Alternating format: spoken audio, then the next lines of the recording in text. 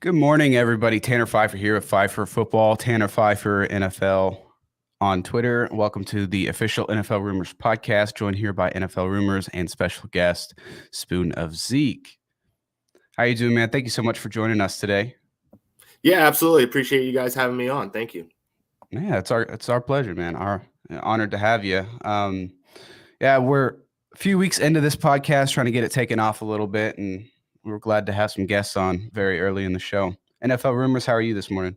Oh, I'm doing good. I'm just excited to have Zeke. I've been a long time fan of his account. In the way he takes care of people there and helps people down from the littlest to the biggest accounts. I'm just always been a big fan, and he's one of those kind guys too. You know what I mean? That I really like. Because when you look at things, I know Zeke probably can talk about this a little bit. There are a lot of people that definitely want to get started doing that. They're big, they're just looking for an avenue, right? They're just looking for an avenue to get started, and they're just looking for some help. And a lot of people don't get that help. And Tanner, you can look at that too. Is some we can reach out to a lot of people, and sometimes we get that help and sometimes we don't, but when you got somebody Yeah. that will help you, that is huge. And I think Zeke does a really good job with that and tries to get people's accounts really going well and getting out there. So Zeke, I'm going to just intro this to start, so you can talk to the guys about a little bit about what you do. Yeah, I appreciate the kind words. I mean, I gotta stand up to that. So yeah, I've seen NFL Rumors since I started. I've seen it as a big account. Always been like very interested in how you guys get so much engagement. But I didn't have like a network or anything promoting me. I just had myself. Didn't really have too much. Just had a phone and just decided to start talking to people. And one of the things I found was the follow back is a very strong method on Twitter. And when I looked up, when I got to 10K, I saw that I can connect all these people. And I just took a shot and just kept trying every single day. And for me, I had to grind to 10K. And for me, it was like, I want to be able to provide a different way. So I always like to focus on the small accounts because, a lot of times you're just shouting into the ether and you really have no idea, how to reach out to people and stuff. So like a 55K account, just shouting out a under 100 follower account, like I can get them to like 200, 300 in a day. And it's just like awesome to see. So I always get that excitement because I never forgot what it was like to be a small account. And I'm always grinding out there like everyone else. Everything I teach everybody is what I do every single day. And just wanted to give people chances and opportunities and just give hope. I started during the pandemic. It was a very dark time, and I really wanted to just give some hope to somebody. And I found out through a like, a retweet, a follow, and a comment, I can give some good feelings to a lot of people very fast. So that's kind of how my account's taken off. But I appreciate the kind words. I've been a fan of yours as well. Okay, great, great. One of the things I want to say, another shout out that somebody account that works with Zeke is Debbie Wheeler. I want to give her a shout out. Like, she does some great things, like in the community. She does some really great things about getting, like right now, just working on some Christmas presents and stuff like that for people. That's unfortunate. I think that's awesome. You know what I mean? During this holiday time. Oh man, Mama Deb, she's someone that I've known for a very long time. I found her at under 600 followers and just taught her my methods. And she just, she's a very kind woman, and she's always trying to be very kind. We just had a Toys for Tot drive for her. It was like $6,100, Wow. and she just like goes and buys all these presents for all these kids. And me and WagerWire, we made a donation to her because we knew that we were going to be able to help a lot of kids on Christmas. So she's just another person in the community that I support a lot. She's very kind, and everybody. Well, for me, she's Mama Deb to me, but everybody knows her as Debbie. But yeah, she's someone to definitely take notice in the community. Yeah, definitely, definitely, guys. If you are just starting your Twitter and you want to kind of get into doing some things, whether it's like sports, talking about your favorite team, maybe having your own favorite page, or just or anything, you know what I mean, on Twitter, just to grow, you need to check Zeke out. You know what I mean? He does some great things. You need to check him out. He'll definitely help you. and he'll just ask for you to courtesy, just like anybody else. That some of the things that he'll have for you to do, but if you follow what he does, your account can grow. There are so many people that have taken that chance with me, and they've had their Twitter lives changed. So yeah, I truly appreciate the recommendation for everybody. So yeah, just thank you so much. Very welcome. Tanner, let's get into talking about the Raiders. Man, let's get into this. Our reaction from Thursday Night Football, the Raiders versus Rams. I can instantly say that I know the Raiders were controlling the flow of that game all the way through half of the fourth quarter. I think the Rams had like 8-9 minute drive to score to make it like 16-10, something like that. And then it was all Rams from there. The momentum totally changed, and I think I saw some comments earlier, so I almost said OBJ. No, Baker Mayfield kind of had this little spark that this Rams offense needed, unless he only had one practice with this team, and he provided a lot. So it's just kind of crazy. What are your thoughts, Zeke, on like what you saw from Baker Mayfield and one practice session? Like, what do you see in the future now? So I'll be completely honest. I've been on a little bit of a boycott with Thursday Night Football because the games don't blame you. The worst games ever. Like, I'm not gonna lie, when I see those like TikToks of like, oh, my man's so excited for Thursday Night Football, I'm like, I think he's lying. I'm not really sure what's going on there. But just reading at the stats and looking at everything, I mean, the Raiders have had a very, very tough season. They've been able to lean on Josh Jacobs to be able to kind of be that bell cow, that offensive weapon, because, Waller's out. So for me, is like the Raiders leading the entire game and then losing at the end. It's kind of like a pattern that we see. I mean, they broke champagne in the third quarter and blew that game. So for me, is like the Raiders really need to learn how to close it out. The Rams got really lucky because this season has been just very, very bad for them. But winning against the Raiders, going to 4-9, it's better than 3-10. So they're just trying to like just save the season, basically. I saw a statistic where this is the fourth loss this season by the Raiders when leading 13 plus points after halftime. And that's the most in NFL history, I think. And I honestly think, I mean, Josh McDaniels' time there, he's just, it's done. Whether they're going to finish the season with him or not, I don't know. I mean, they likely will because they're just not a successful franchise, in my opinion. But four games this year alone where they've blown 13-point leads. So it's just not looking good in Las Vegas and Josh McDaniels. So NFL rumors, what are your thoughts on that? Yeah. So, I thought the Raiders, honestly, I thought that they were going to win this game. Early on, Devontae Adams had some huge catches. Yeah, had the one-handed great catch from against Jalen Ramsey. So it was an amazing catch. He had his hand over his eyes and he would just reach out and got it with one hand. It's one of the best catches I've seen. And but Josh Jacobs, just like Zeke said, was the bell cow. He got the ball. They was running it down, and then they just left the Rams alive. Right? They let him get that the bring it down to 16-10. I got to give Baker Mayfield a lot of credit. He was only there 2 days. He didn't probably know much of the offense. No. They just tailored some things to him that for his strengths.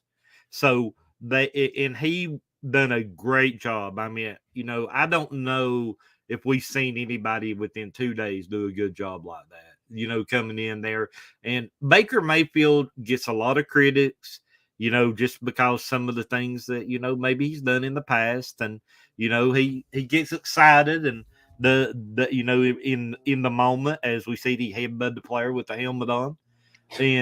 But he's done that several times. Yeah.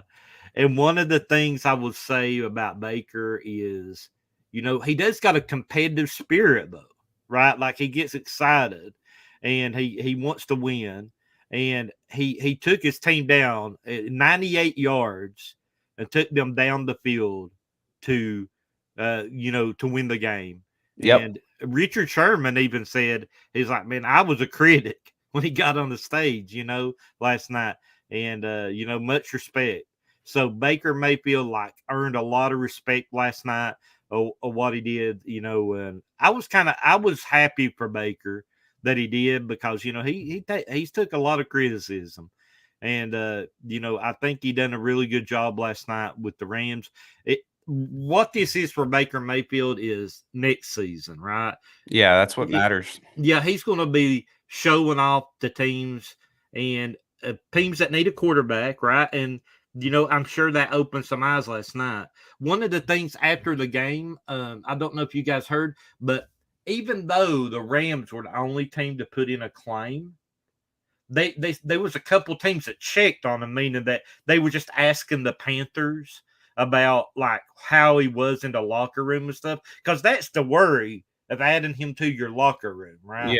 Yeah, that's the worry, because everybody knows that he does have some talent for sure.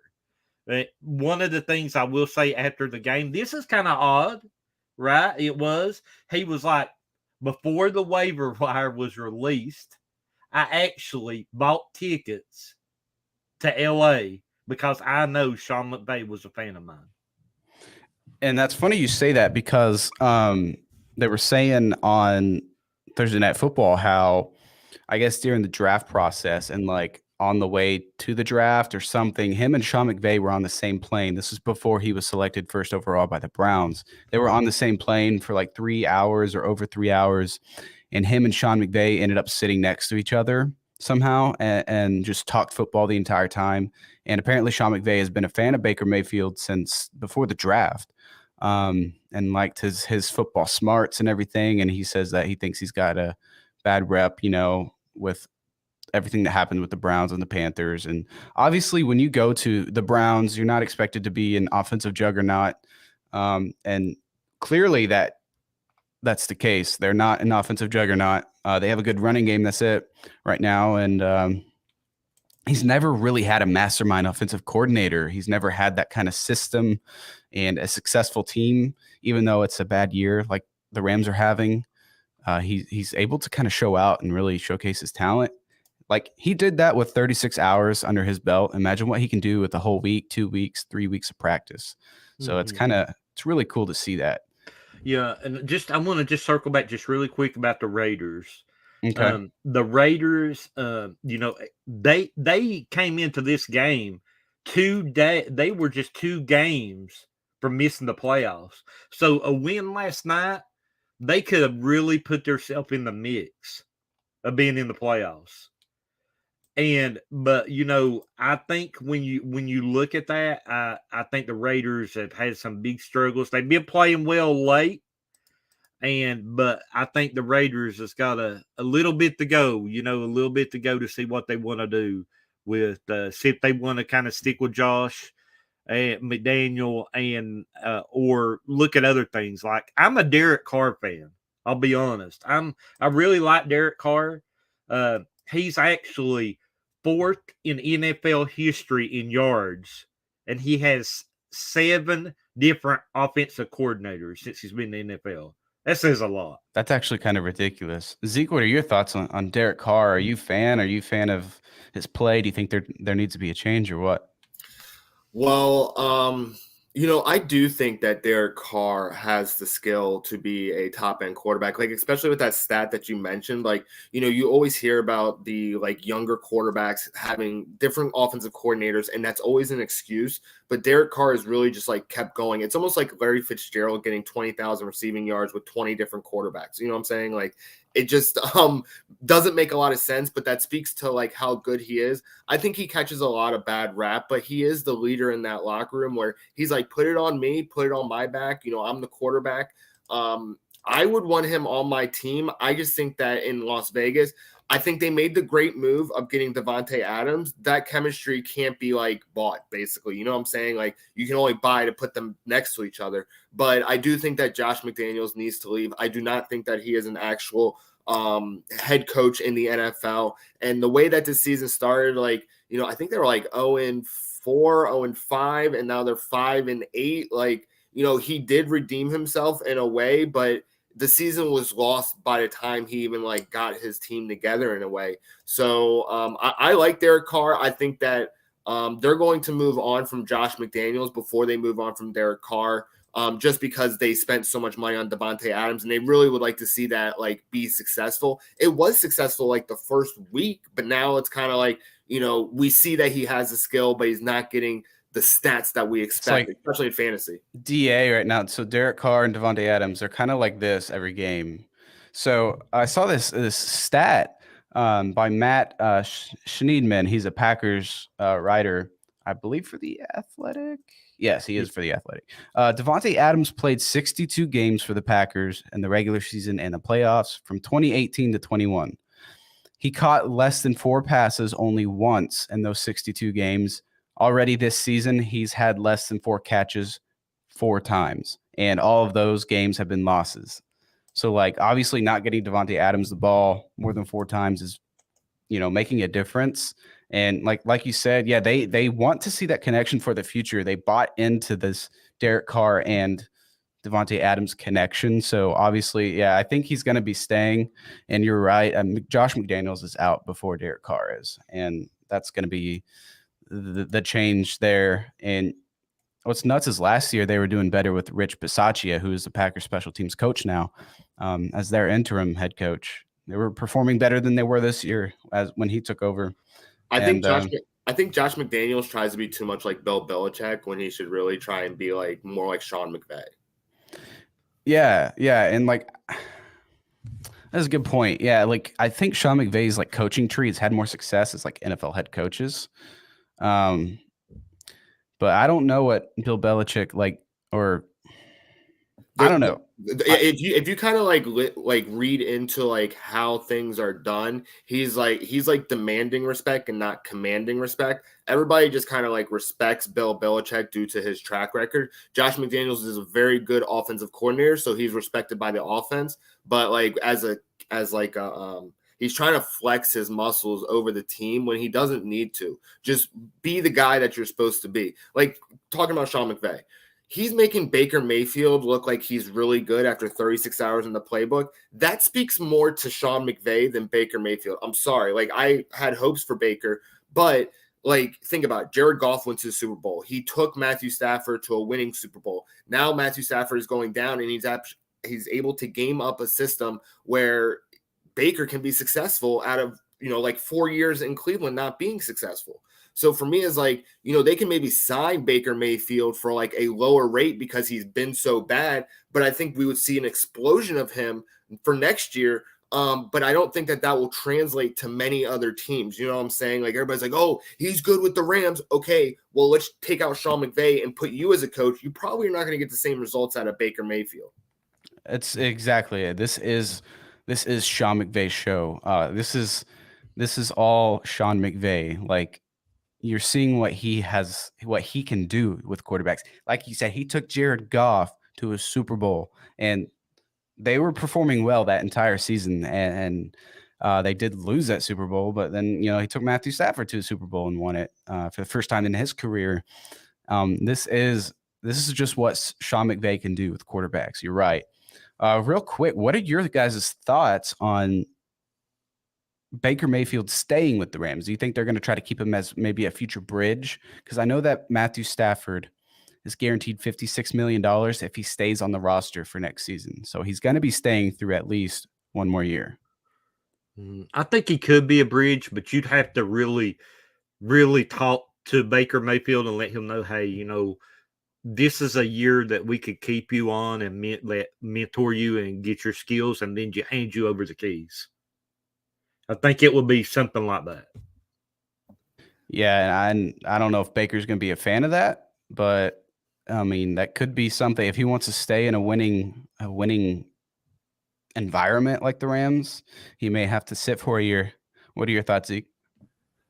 If I was Baker Mayfield, I would basically see that I'm taking the Aaron Rodgers route, just delayed 4 years. Like, I had to go through the minor leagues of the Cleveland Browns while I was there, and now I get to be in a winning program. Why would I leave? if I have a great connection with the coach and I'm willing to sign for a little bit less for this year to help out the team so that next year can be more successful when I come back on, then I'm all about that. Like, I think that this is the best situation for him. And especially, you just mentioned that story with Sean McVay. There are no other coaches that have that story with him. You know what I'm saying? Like, you already, it's almost like a Mike McDaniel and Tua situation. You know what I'm saying? Just the guy that believes in you. Yeah. You're finally connected with him, and now you can go to that next level. If I was Baker, I would be that bridge, let Matt Stafford finish out what he's doing, and then I'll come in and take over. And honestly, I'd be excited to have like Cooper Kupp. You know what I'm saying? Like, instead of Donovan Peoples-Jones. No offense to Donovan Peoples-Jones, but they're just like different levels to this stuff. You know what I'm saying? Oh, for sure. Yeah, you're right. And I was speaking with Jordan Schultz last night, and he's saying how, I mean, sooner rather than later, he sees Matthew Stafford retiring before he even finishes out his extension that he signed. But someone else did join the chat and made sure we understood the point that Stafford is guaranteed like $56 million if he's on the roster through next season. So we got at least one more season of Stafford, which is fine. You know, I think he's a great quarterback, but he's in his mid-30s. He's made a lot of money, and he's won a Super Bowl. I see him retiring before he plays out that extension. Hey, I want to bring up a great point that Zeke made. So he was talking about Baker Mayfield being with the Browns and other teams, and talking about him being in a good place with the Rams, right? And I totally agree. Even though the Panthers said that he was an upright citizen, he did everything right, he was amazing. Well, if he's that amazing, why did you take him down to the third spot at quarterback, right? Or practice defensive tackle. Yeah, exactly. And another thing, Steve Wilks, I want to think about this for a second. Steve Wilks was on the Browns staff with Baker Mayfield. If he was that guy, he would have put him in and stayed with him as the quarterback. There was something there that he already seen with the Browns that, like, hey, you know what? I'm down with Sam Darnold. I'm down with whoever, right? And put Baker Mayfield down there, and yeah, I want released. Okay, we'll make it happen for you. But they sold the story that he was all good. He might be right. He might have changed to a different person. I'm happy for what he did last night, but looking at things, I mean, sometimes you just got to read between the lines there. Yeah, that's a good point. That is a good point. And then, like, Zeke made a good point as well. You got this guy who believes in you and has liked you since before you were even drafted in 2018. So you may accept the possibility of sitting for another year and staying in a successful franchise right now. So he needs a red shirt year to win the national championship next year. That's basically what this is. Yeah. He has been through the ringer. He has had some really tough times. Give him a red shirt year. Let him heal up. Let him be mentored by one of the greatest minds in NFL history right now with Sean McVay, and just absorb everything. And I think that we will definitely see a different Baker if he does that. If he goes for the money, you got to look at him and be like, dude, you're not serious about this. Like, that's how I would see, like, dude, you're in a perfect situation. You had a comeback where everybody's cheering your name now instead of saying, oh, screw Baker. Bro, stay in that situation. You know what I'm saying? I've never found myself rooting for Baker Mayfield, but last night I was like, dude, like, drive him down the field, win, And I'm definitely not a Raiders fan. I bet it felt weird. It did feel weird. I've never rooted for Baker Mayfield in my life, but he's doing good. He did good last night. All he's got to do now is quit headbutting people with no helmet, because he's just gonna injure himself, cause some damage there. Real quick, guys, it looks like we had some comments. I don't know if they're still here watching, but let's pull these up on the screen. Do you think AJ Brown will retire with the Eagles? I think they're a good possibility. Really good possibility, but that's a long way down the road. AJ Brown's really young. Yeah. And I think, honestly, this week when we seen the Titans GM get fired, I think a lot of it had to do with AJ Brown. Absolutely. That's what I heard. Yeah, they're like, man, AJ Brown got this guy fired. Let's see. Jacob says OBJ to Dallas. Probably more than likely. I mean, Please no. Please no. I think it's This is a Dallas fan talking here now. No, So- seriously. Like every time I've gone on like a couple podcasts and stuff. Every single podcast they bring this up. OBJ to Dallas. And for me, the way that I see it is this way. He has had his first 3. I did a statistical analysis on this because I was like very curious on like how he actually produces. So his first 3 years have actually produced more, like double the yardage and touchdowns than his last 6 years. Okay, so he is living off of his first 3 years more than anybody that I've ever seen. Like everybody's hoping that he's going to reach back to that. With all the injuries that he's had, I'm going to say that his skill is still very high, but his explosiveness is not. Right now, and this, I'm trying to say this in the nicest way possible. The guy's a diva. And I will take a diva if you produce. You know who was a diva that produced? Terrell Owens. I will take that man 100 times out of 100. But right now, OBJ hasn't produced since year 3. So for me, I don't need him. Our offense isn't built for another wide receiver to come into the system. We are a running team right now that is very successful with Tony Pollard and Zeke. I do not want to take the ball away from them and give it to OBJ, who's going to be good for, I don't know, half the season when these guys have been carrying our team the entire way. If he comes to Dallas, Dallas is not going to have the success that they've had because it's going to go back to that 4-wide system that was not successful before Cooper Rush came in and we had to depend on the run. All of a sudden, we find a winning formula. So for me, I don't need OBJ in Dallas. Sorry. Yeah, I can understand it. Yeah. I can understand that for sure. Odell Beckham Jr. We'll jump into the rumor segment, Tanner. But Odell Beckham Jr. last night said he wanted to get with the team that was in the playoffs, and get with somebody because we heard this week that he's not ready because of his ACL, and it could be 4 to 5 weeks before he's ready. The actual play. And you guys know to get up the game speed, it takes a little bit of time, right, to play. Yeah. So you're talking maybe about the NFC or AFC championship and the Super Bowl is all he's playing if he's lucky. I just saw a report while we're sitting here on the podcast. I saw something saying that he's going to wait until the playoffs. He sees no point in playing in the regular season, so he's going to wait till the playoffs. It's just going to drag on.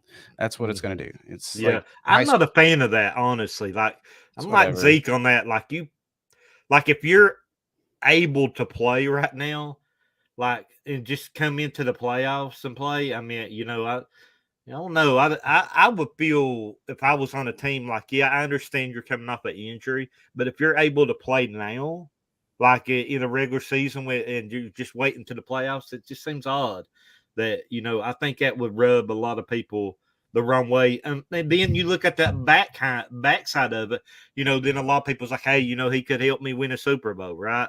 But yeah, the thing about it is just like Baker Mayfield, right? Is you're going to put him into a locker room, and is he going to mesh with the locker room? That's one of the big things. They say that, he's definitely got better with that. But let me tell you really quick what I heard from a lot of 49ers people. That they went and asked about this, right? They might not have claimed him, but they went and asked Christian McCaffrey about Baker Mayfield. I want to go back there. Christian McCaffrey about Baker Mayfield. If Baker Mayfield was that guy in the locker room, and that's the reason I'm really just talking about the locker room, they would have tried to add him if possible, right? They would have reached out some way, being like, "Hey, go, we'd love to have you," or something, right? They would have done something. So you don't think the 49ers put in a claim because Christian McCaffrey had influence on that? I think Christian McCaffrey was asked because he would know more about that information than anybody. He was there with them. And I know that Nick Bosa is not a fan of Baker Mayfield. Right. So that's true. Yep. So but I want to go back to OBJ for a second. Last night we heard a couple rumors that the Chiefs and the Ravens now could jump into the mix with that playoff scenario that he's talking about, right? We got Zeke was talking about he don't want to go to Dallas. We still got the Cowboys in there. We got the Giants. We got, you're looking at the Bills. So I think there's it's going to be an ongoing saga through the playoffs, to be honest. And Like they're saying that maybe the Ravens might sit him down for a visit. Maybe the Chiefs might get him down for a visit. Nothing's solid with that, but I mean, it just seems like he if you get to the championship game in the Super Bowl, you might have him. Yeah, that's really what it is. Oh, go ahead, Zeke. So here's the thing: is like we're talking about a guy that's like, okay, he's really good in the locker room. Talk about OBJ. Like I have heard that he's a very good guy in the locker room. But okay, so like here's the thing: is that if you're a very good guy in the locker room, you should honestly be in the locker room right now, even if you can't play. The way that you're acting with like punting the regular season, be like, oh, I'm coming into the playoffs, bro. You got to have like Randy Moss production to be able to come off the top ropes and do that. Okay, stop cherry picking your teams. You want to go to the Ravens? You know what you're gonna be doing? You're gonna be blocking the entire time. That's not what you want to do, man. You want to catch passes. But I don't like if I was on the team, I would not think he's a good locker room dude by cherry picking the team that he thinks is going to win a Super Bowl because he's not going to, he didn't add to what we're doing to get to the playoffs, and he probably won't be a major factor in the playoffs as well. And we have to get to the championship game or the Super Bowl to actually have him. That doesn't make any sense in kind of chemistry of football. So for me, it's like, man, honestly, you should sign right now or before this playoff start because it's going to look really bad to the people in the locker room. Yeah, I definitely agree with that, Zeke, for sure. Like he could be a benefit to young wide receivers, right? Like go in there and be like, hey, let me help you out with the routes. Okay, I'll go back to Richard Sherman. I know he gets a lot of hate, Richard Sherman, a lot of times, but listen, he sat on the Bucs sideline. He could have went home, right? He could have went home and done his thing while he was hurt with his family. He was coaching those Bucs players up in the secondary on the sideline. And last year, those Bucs secondary players were a lot better than they are right now. Right? So, that's something to think about. Leaders want to lead. That's how I feel. That's just like, I agree. Because, like, he just sits around and will pick the team that's going to be going to the Super Bowl. And I get it. Like at this stage in your career, you kind of want to ring chase a little bit, but at the same time, I've also heard reports saying he wants to sign and retire with this final team. And like, dude, if you're going to do that, then pick your team. He's acting like it's college visits. Like everyone wants him. I'm number one draft prospect. Everyone wants me. I get to pick where I want to go, when I want to go. And people are saying they want him on the Packers. I don't care. The dude's like, you're coming off a second torn ACL. You're literally at the end of your career. I don't care. Like I don't think I'd rather develop one of my rookie wide receivers and sign OBJ, injury prone. Yeah, that's just how I feel. Christian Watson's better than OBJ right now, and I'm not even like trying to be rude. Like that is the truth. Like he's playing lights out. And the way that you just mentioned it, like he's acting like it's college. Everybody wants him. Bro, if we really looked at the list of teams, we'd be like, this isn't like worth all this hoopla and all this stuff. Like, I think he's just a polarizing personality that just kind of fills in the blanks of like the NFL season. And the media just really latched onto it. But when you really look at it, he's not someone that deserves this kind of like spotlight. When he was in year 1 and 3, yeah, absolutely. He deserves the spotlight. But now it's just kind of like, dude, please just leave the NFL. Like, I miss him. I really do. I miss him doing very well. But the past like 6 years has just been like, dude, please like get out of here. Like you won your Super Bowl with the Rams. Why do you need to like chase rings? Like you actually haven't gone through a process of an entire Super Bowl season. You just want to go to the end. Like that doesn't work, Yeah, he's taking the easy way to the Super Bowl. And in a way, I feel like he might even think, oh, this torn ACL is kind of like an excuse for me to pick another Super Bowl team, kind of. And not that he would ever want a torn ACL, but that's what it is. He just gets to wait around until he can pick where he wants to play. And I just don't agree with that. And yeah, you're right. His first 3 years in the league were so electrifying, and he made his name off one catch. He really did. That's a fact. Like at this point, we have to say that's a fact. Like, and OBJ, like if we just look at his first 3 years, he's a Hall of Famer. His last 6 years, there's no way he's going to the Hall of Fame. And even if the Super Bowl happens again for him, he's not going to get to the Super Bowl. So those 3 years are like Gale Sayre-like years. But all the drama and all that stuff, there's no way you can look at his entire career and be like, dude, this is a Hall of Fame career. It's like, not a Hall of Fame career at all. You tried to save yourself and kept failing and kept getting hurt. So it's just like, man, we're never going to be able to see an entire career of OBJ. It was those 3 years, and we all treasure those 3 years. Like, don't get me wrong, we all do. But he really did make his name off that one catch, and that's a fact. It's not an opinion. I mean, it's just the truth.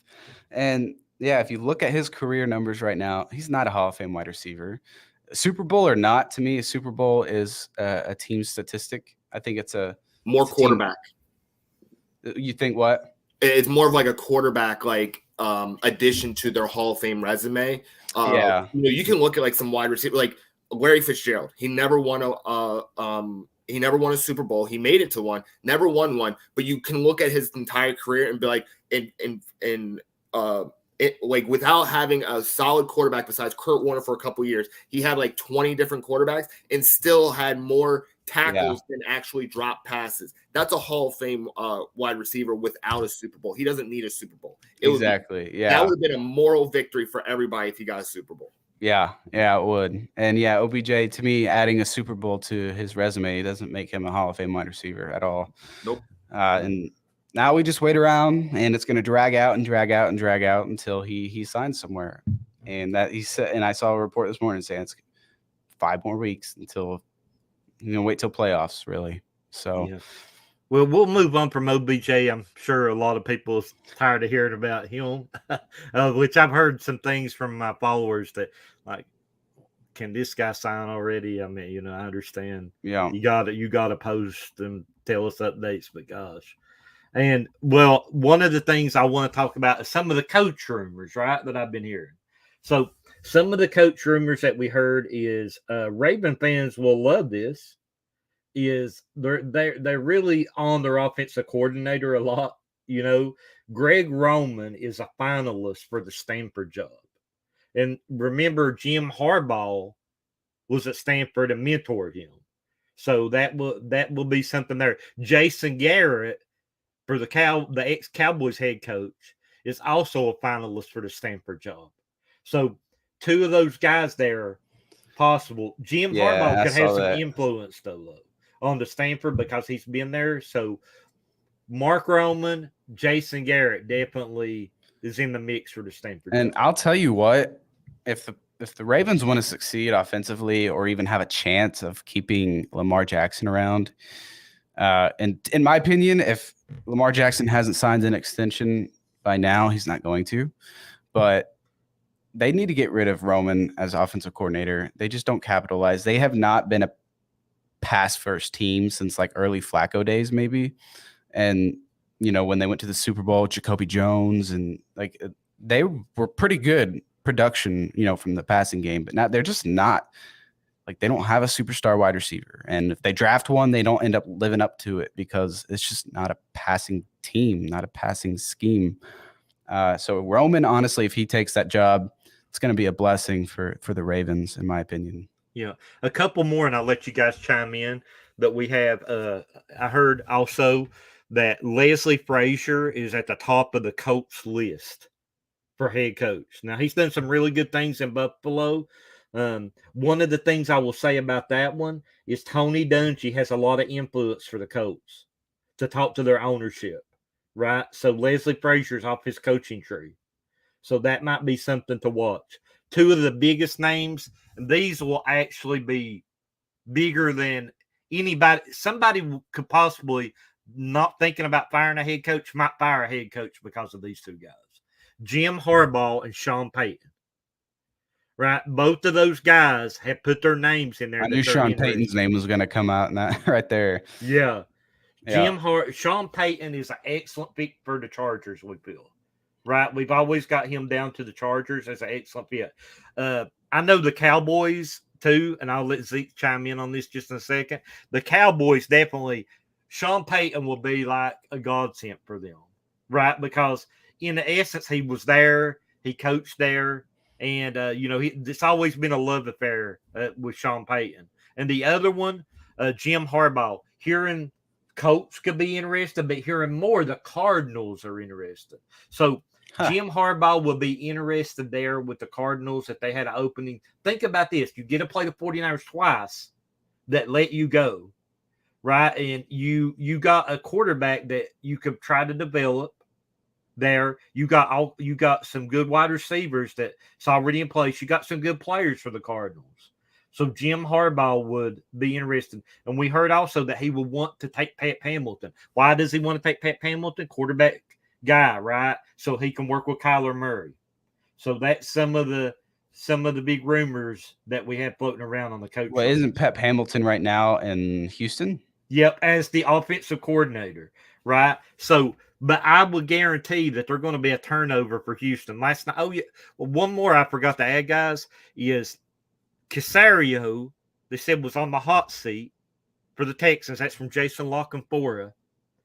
And also the other person that is definitely on the hot seat when you're looking at GMs is, I would say, Chris Ballard is definitely somebody as well that's on the hot seat. Of the Colts? Yeah, because think about it. I mean, they could get a huge overhaul.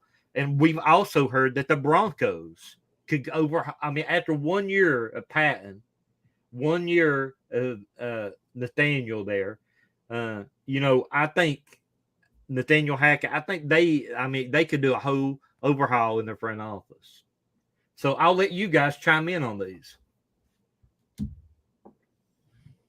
Well, go ahead, Zeke. Let me know your thoughts.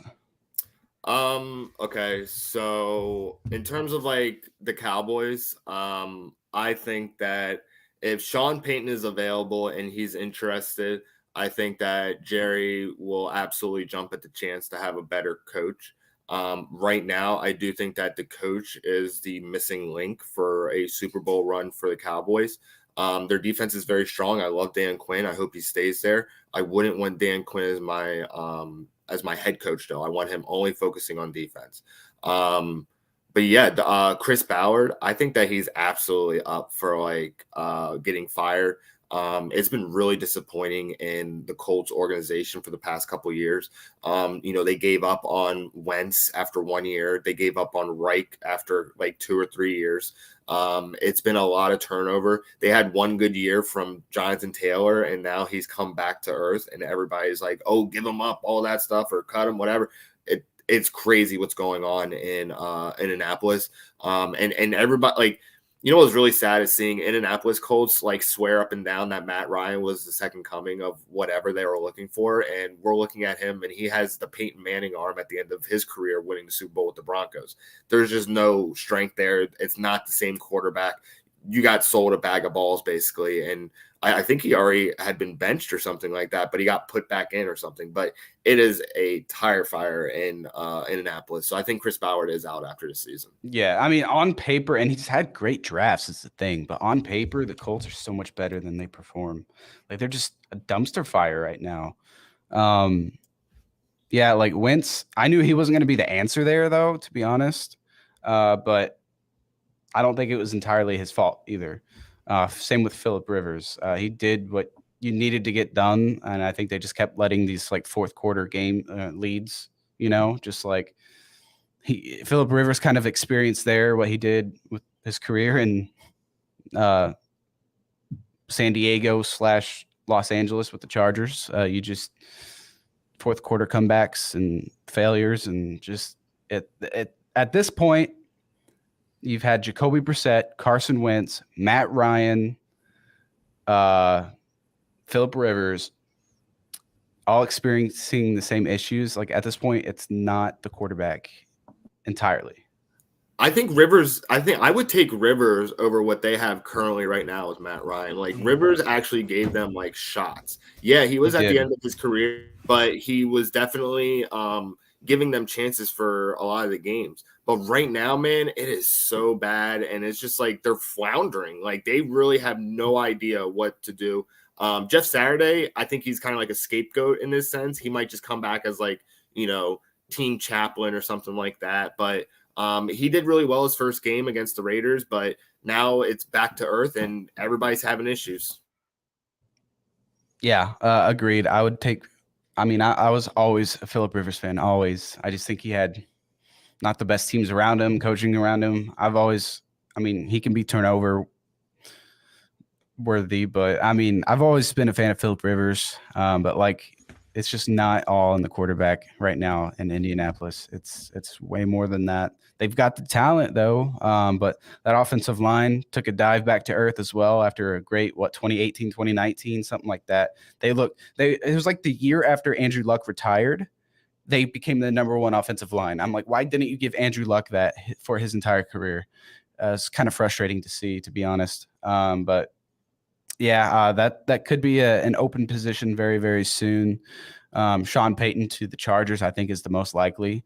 On paper, heck of a team. I think he's going to draw a lot of interest when it comes to other coaches and players. And I think Sean Payton's an offensive guru. I like him. You got a young quarterback, better arm than Drew Brees. You can do more. And so I'm excited to kind of see the future of the Chargers there. I think Staley's going to be gone. Wouldn't it be crazy? I mean, I know this is definitely not a rumor per se. I've heard. Well, wouldn't that be crazy if Jim Harbaugh went back to the Colts in some way he could convince Andrew Luck to come back because he's the one that coached him? I would love it. I would love to see it though. No, I mean, I'd love to see it, but Andrew Luck knows he's done. Yeah, Andrew Luck. Last time I seen him, I wanted to just throw that on the fence. But last time I seen him, man, he definitely didn't look in football shape. No, I have a question. Is it Jim Harbaugh that is at Michigan right now? Why does Jim Harbaugh keep trying to come back to the NFL? Like, honestly, man, you're coaching at your alma mater. You are in contention for the championship. You have beaten Ohio State the past 2 years. Like, seriously, if you just stay there, you're going to be like a mythical person to Michigan.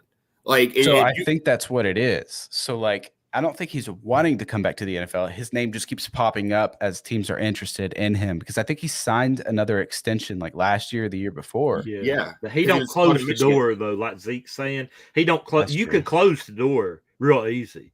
He could close the door and end all the talk. He could just say, "Listen, guys, I have no desire to play in the NFL or coach in the NFL no more." Okay, that's interesting. It's all it will take. Saban pretty much says that, right? Like they ask him, and he's like, "I had no desire to go back to the NFL."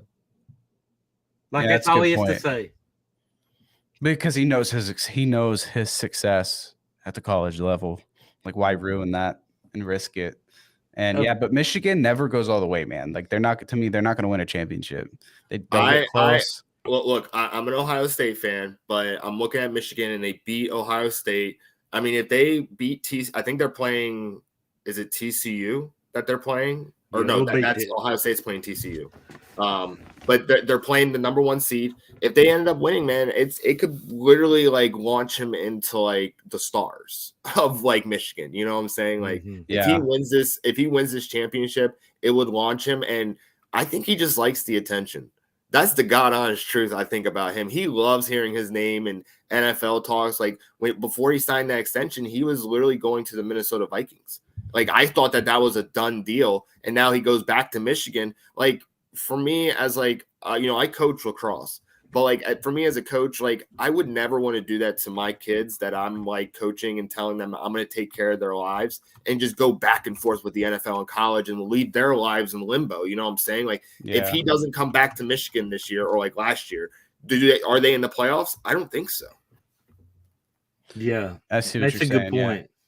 Good point. Yeah, so he's threw his name out there for Arizona, of course, and we'll see what happens. It could be all talk, or he, like Zeke said, he might just want some more attention on his name there. Yeah. But honestly, I think the team that if he came back, the place he would want to coach is the Cleveland Browns. I'm gonna tell you why.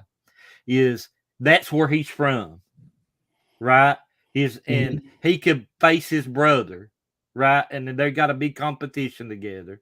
So I think, and his dad is right there in that area. He's coached Ohio his whole life. So I think, honestly, like that would be a dream scenario. But then he looks at the Browns and he's like, You know Yeah, what I mean? Like, Jim Harbaugh isn't coming back to the NFL. He'll stay at Michigan. He just likes the attention, I think. Mm-hmm. I just don't think I don't think he'll come back. Hey, guys, in our last segment, we're going to jump into fantasy football. Yeah, let's do that. I'm interested to hear what Zeke has to say on some of these. One of my biggest matchups for you this week is I like the Dolphins running backs on Sunday Night Football versus the Chargers. The Chargers have a bad run defense, and Raheem Mostert and Jeff Wilson is not playing against San Francisco. So, they honestly, that 49ers probably knew them really well, their tendencies. So that's probably why they didn't have a very good game. And the Niners have a really good defense. But now they're going to go versus the Chargers, who have a rough run game. And I think is a really good play if you have either one of those running backs. Tanner, who do you have this week? Well, I will say for a fact that I am out of playoff contention for my fantasy league. So this week I got frustrated and haven't really paid attention. But I do know that team matchups and I mean, you could look at Vikings, Detroit Lions. I mean, even though their defense has stepped up, you got, must starts, like you got to start Jefferson. Sorry, I couldn't blanked on his name. Maybe a guy like TJ Hawkinson. Obviously, he's in a pass first offense as well. If you need a tight end, not saying he's available, but if you need the production, he might be getting some more targets. He's kind of up and down right now with the Vikings. I want to say 11 points, 8 points, then 15, and then 7. But he's getting over at least 6 targets every game so far with the Vikings. So he's getting more targets than he was with the Lions. And you could think of a revenge game maybe against his former team. That could be really cool to watch. Yep. Hey, Zeke, I got a few that I'm going to ask you that I got posted and just get your thoughts on it. And me and Tanner will chime in as well. So I have a follower, Anthony, who says, should I go with CMC or Mixon? I'm going to go, I'm going to go CMC because Samaje Perine has been stepping up in Cincinnati, kind of taking away carries from Joe Mixon. That's a good point. I don't like Joe Mixon right now. I don't know what's up with his production fantasy-wise. I like him as a football player. That's like what I like about him. But fantasy-wise, I just don't see it, and especially with Perine stepping up. I'm going to go CMC. Yeah, he's coming off a concussion. Perine has been playing lights out, to be honest, in his absence. CMC has been putting up decent numbers with the 49ers. With the 49ers. Yeah, so that's a good good point. I think we all agree on that one. Here's another one we have from Anthony. He gave us another one. Thank you, Anthony, for the questions. Eagles defense or Seahawks defense this week? Who are they playing? The Seahawks, if I'm not mistaken, are playing the Panthers. Okay. So I'm going to say I don't even know who the Eagles are playing, and I'm going to take that. I'm going to go Eagles defense too. They're pretty bitches. They're good. Eagles honestly have performed so much better than I thought they would this year. So I'm going to go with the Seahawks defense on this one. Only reason I'm a big fan of the young rookie corner for the Seahawks. Yeah, and the thing about it is, and he's going to have Sam Darnold probably throwing balls, right? And I think he might have a pick or two. My thing is with the Seahawks, you look at their last 3 games, they allowed 21 points against Tampa Bay, who's been struggling offensively. They allowed 40 points to the Raiders, who just got beat and only scored 16 versus the Rams, whose defense is not that great. And then offense is not that great. And then they allowed 23 points to the Rams. Did I already say that? Whatever. My point, I don't know. I'm not high on the Seahawks defense this week. Okay. One of a couple more here, guys. Mm-hmm. Ivan asked, would you go with Tampa Bay's Rasheed White or Alvin Kamara, the Saints? Kamara. What was the first option? Rasheed White, Oh. the young running back for the Bucks. Rasheed White, Alvin Kamara has not done well the past couple of weeks. He's been a really big disappointment. He has, but I think he has way more ceiling than I don't play anyone fantasy wise when it comes to Tom Brady offense. So I just don't. Like, I can never trust. They spread the ball around. They don't have a workhorse running back. I mean, Fournette's good, but like they don't get like, Derrick Henry carries. They don't get 15, 20 plus carries a game. I never trust the Bucks or Tom Brady fantasy wise. Yeah. Well, I'll tell you what, I'm going to go Kamara one more week, but I'm like Zeke. If he doesn't produce, then if you've got Rasheed White, I'm going to say row with him. The only reason I'm not going with White this week, he's playing the Niners defense. Gotcha. That makes sense. Yeah. Last one we got here, guys, is which Seattle running back will take over for the young rookie, right? So that was from Swift. I've heard that DJ Dallas will get the carries. That's what I've heard. I think he's the less injured of the group right now. Yeah. Kenneth Walker. We reported this earlier this week that, he's expected to miss the game. He's trending to miss that game, so it doesn't look like he's going to play. So probably I would hit the waiver wire, if maybe even not go with the Seattle running back. Possibly look at the waiver wire and see who you got available. Yeah, they might be somebody out there that you have. DJ Dallas, could be a good option if you don't have anybody that you feel that might be better there. But I think I would definitely look at my options there, and if that's the option, I would probably go with DJ Dallas. Gotcha. Yeah. Yeah, it kind of sucks. It's an unfortunate situation for the Seattle backfield right now, but it doesn't look like Kenneth Walker's going to be playing, so just prepare for that and don't expect to start Walker this week at all in fantasy football. Yeah. We're going to start wrapping things up here. We're right around 57 minutes. We're going to give Zeke another chance to talk about what he does and where you can find him actively on all of his social media. So NFL rumors, before I hand it over to Zeke, do you have anything to wrap up with? Nope, that's it. Really, only thing I say, guys, make sure you follow us there. Make sure that you subscribe to the YouTube channel. Definitely the show's been growing. Each week it's been going bigger and bigger each week. So we're very thankful to all of our followers. Without you, we couldn't do it. We really thank everybody for the questions and everything that you're doing to make the account successful with us. We just appreciate everybody, and we're glad to have Zeke on today. We're going to I'm going to kick it to him, and he'll tell you there's some great stuff about him, and what he does, what he might do in the future. I'd like to hear that, and possibly how he could help you. Yeah, absolutely. So I want to appreciate NFL Rumors and Tanner for having me on today. Had a lot of fun. There was great conversation. I wouldn't mind coming back on here again with y'all. So, you guys can find me. I'm at Spoon of Zeke, like everywhere. Just type in Spoon of Zeke. You'll find me. I'm on Instagram, Twitter, YouTube. On my YouTube, I do like interviews with athletes. I've been working with WagerWire. You can see right here, that's the logo. Very important to me. They're going to change the sports betting world, but right now I've been in charge of some Twitter spaces where we talk football, talk college football, even have a mental health space. So it's really just like community building and stuff. And if you guys do want me to help you, just follow back. That's all I ask. It just makes everything a lot easier when I shout you out. But, I just try and give jolts of energy, of algorithm to people's Twitter accounts and just kind of wake them up. You will see after I give a shout out, your account will start going for days. So be prepared for your phone to melt. Again, I just want to thank Tanner and NFL Rumors for having me on. I had a lot of fun. This was a really great conversation I had. So thank y'all for giving me a good morning.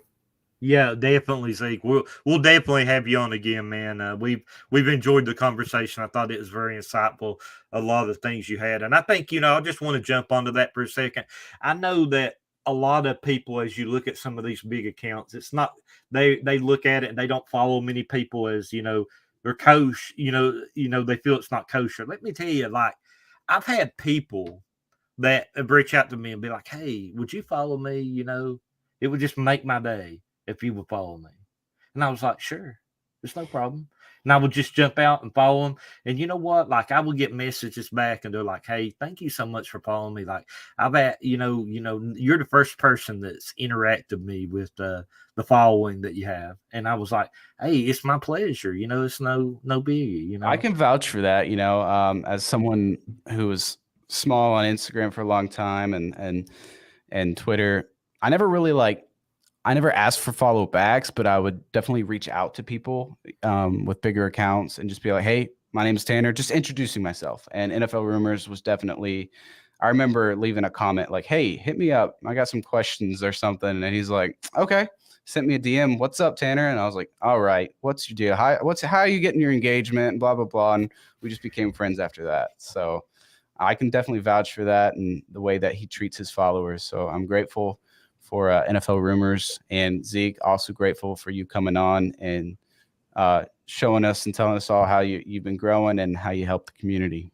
Tanner, just keep interacting, man. It's called social media for a reason.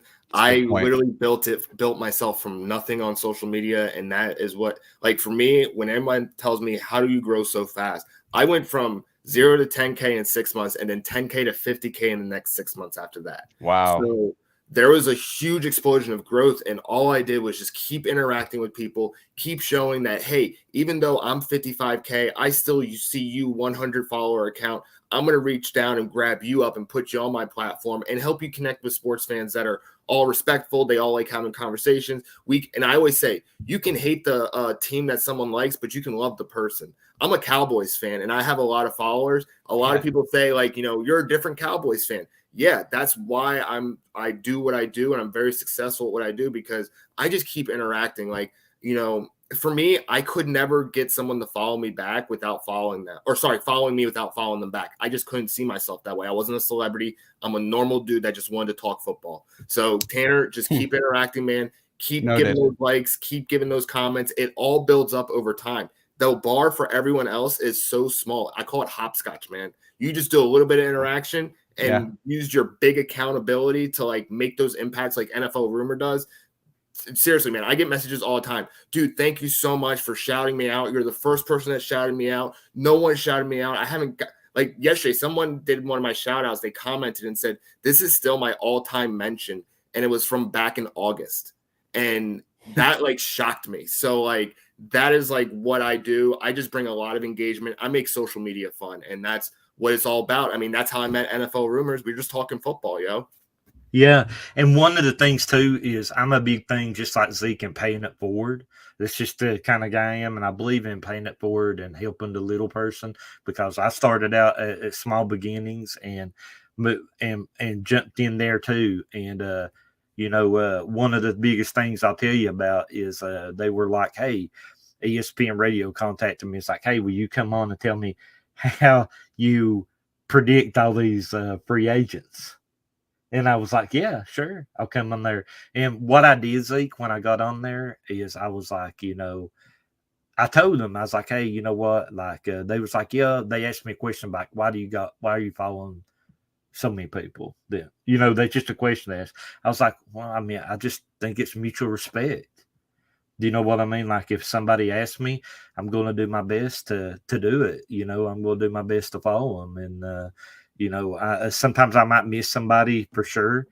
But if I'll my best, I'm going to try to help them if I possibly can, and I just think that's the way. And I love something Zeke said. I know we're a little bit over, but I just love something he said this week. Be yourself. You know what I mean? Don't try to go out there and be somebody else, right? There are a million accounts that post the same thing, right? I mean, they are.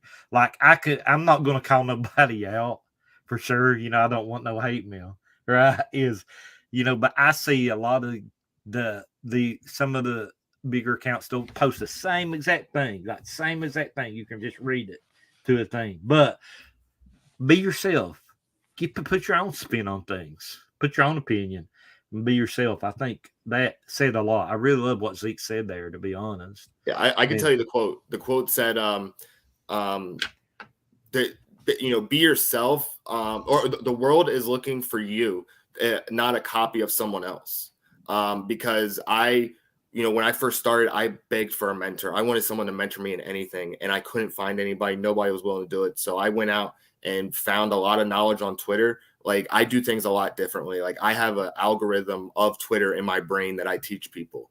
And that's how I got so good and was able to teach everyone else. But, be yourself, because when I started like just being like, okay, I'm going to follow back. You know why I follow back? Is because I want so much content on my timeline. I still say to myself, man, I need to follow more people. Like, I need more content on my timeline. Everybody's like, oh, I don't follow back because I want to maximize your timeline. You're minimizing it, because I have so many opinions from so many different fan bases. I can go to like when AJ Brown was signed by the Eagles, I went straight to a Titans fan. It's like, yo, what the heck happened? He was like, oh, it's a contract, this and that. And I was like, well, thank you for your insight on what that was, because I didn't have that. And that's why I do it. So, I really appreciate you guys. This has been an amazing experience. So I'll definitely see you on the timeline. And whenever you guys want me back on, I'll come back on. Okay, awesome. Yeah, it's great to hear different perspectives and how and these different ways to grow your social media. And I think a lot of the NFL Rumors followers are definitely going to appreciate that. Yeah, thank you, Zeke. Thank you, NFL Rumors. This has been episode 7 of the NFL Rumors podcast. Hopefully you guys found out your fantasy advice, the latest on OBJ, and our instant reactions to Thursday Night Football. Guys, stay sweet. We appreciate everyone, and I'm going to play this this outro. See you guys. Thanks, guys. See ya.